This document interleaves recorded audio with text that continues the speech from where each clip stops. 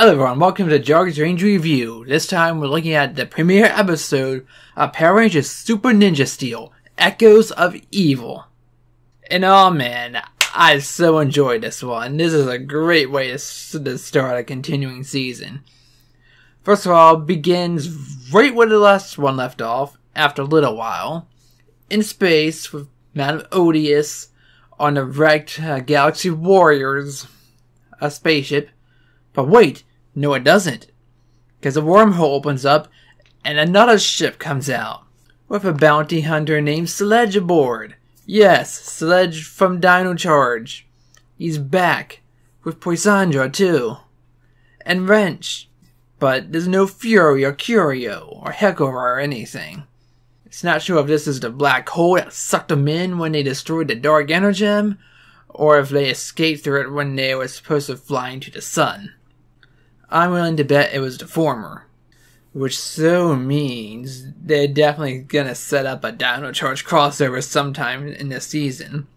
And it's about time too, because we have not had a true Power Rangers crossover since, really, Samurai, with Clash of the Red Rangers. And yeah, you want to say Megaforce or Super Megaforce, but really those are all cameo appearances. It didn't actually have, like, Rangers interacting with each other instead of just fighting. And moving on.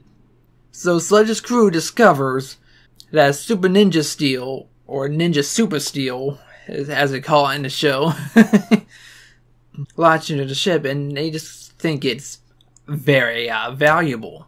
They don't know its power is similar to an Energem, which they start out by trying to find. So they board it and try to pilfer it. Sledge is thinking he can sell the whole place for scrap, until Odious or some Kudabots show up.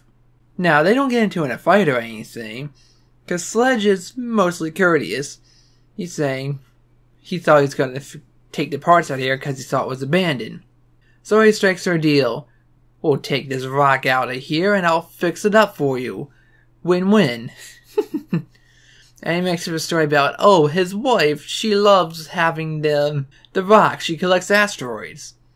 Everyone who's seen this scene, and especially everyone who saw Dino Charge, knows that Sledge wants it for himself.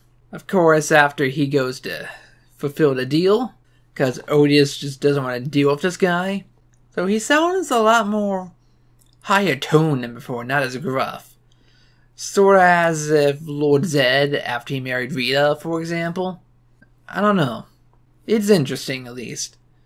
At first I thought it was a different voice actor, but no, it's the same guy.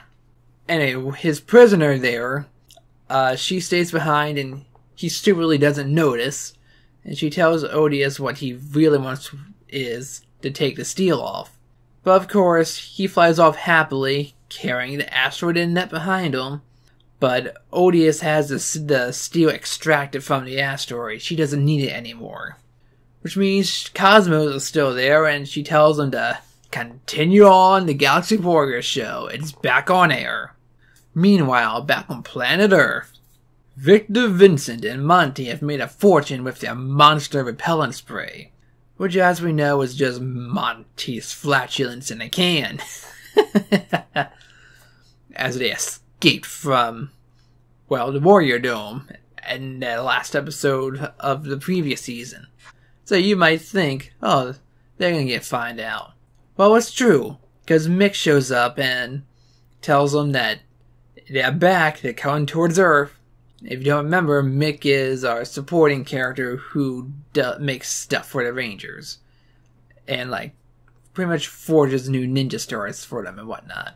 She wants the Ninja Nexus Prism, but of course it's completely dead and depowered after using all its energy to destroy Maximus, Galvanax. The Rangers, still having no powers, but they still have the Ninja Comms, decide to set a trap for her in the park by putting the prism there, and attempting to use Monty's magic to put a cage on him. But before that, people see these monsters. An elephant-like monster called Smellephant, Odious, and a prisoner. I did not catch her name. But her design fits better with Odious than as one of Sledge's monsters. And the repellent doesn't work on them because Smellephant just uses his nose, or I guess it's his trunk, to suck it all up. And of course they get mad at Victor and Monty and demand refunds and chase after them and whatnot. And they end up going back to school and begging to have their education back because they announced publicly that they were quitting school because they made the big times. Yeah, that didn't last long, it never does. Though I gotta feel bad for them in this case, because they thought they actually had a legitimate product that could help defeat monsters, because technically it did. Because it was when he farted out Odious's alien slop, whatever it was. Though they did say on the ad that they're the first humans to meet monsters and escape. Apparently no one's ever heard of Bulk and Skull, who always told the escapades of what happened when they got captured. The alternate universe this is indeed. Because at a universe that has Power Rangers in it before would have known that simply ain't true. Now on to business. Turns out Odious has dark magic abilities and just setting that cage that Preston made right back on top of the Rangers. They're trapped. As she notices the prism is dead, so she uses her power to revive it. Then she starts using her dark magic to turn it evil, to create her own power stars with the Super Steel.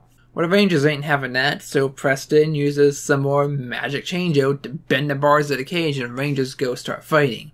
And Odious gets knocked away, well, sort of pushed or something, at the last second, and as a result, the prism turns good again, and it's fully charged. It absorbs the Super Steel and gives the Ranger all their abilities back, every single one of the power stars.